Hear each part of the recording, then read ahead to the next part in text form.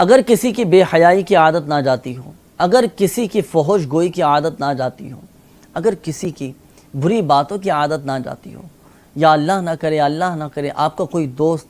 بری باتیں کرتا ہو، گالیاں بکتا ہو، اگر آپ چاہتے ہیں کہ میرا یہ دوست، میرا یہ بھائی بری باتیں کرنا چھوڑ دے، اگر آپ چاہتے ہیں کہ میرے یہ بھائی کی صحبت اچھی ہو جائے، اگر آپ چاہتے ہیں کہ میرے بھائی کے اندر سے بری عادتیں نکل جائیں اور اچھی عادتیں اس میں پیدا ہو جائیں، تو اس کے لیے ایک عمل آپ نے کرنا ہوگا۔ وہ عمل کیا ہے؟ میرے شیخ طریقت امیر اہل سنت دامت برکاتہم العالیہ نے ایک عمل تحریر فرمایا ہے مدنی منصورہ میں۔ آپ تحریر فرماتے ہیں کہ اگر کسی کی بری باتوں کی عادت نہ جاتی ہو تو اللہ تبارک و تعالی کا یہ صفاتی نام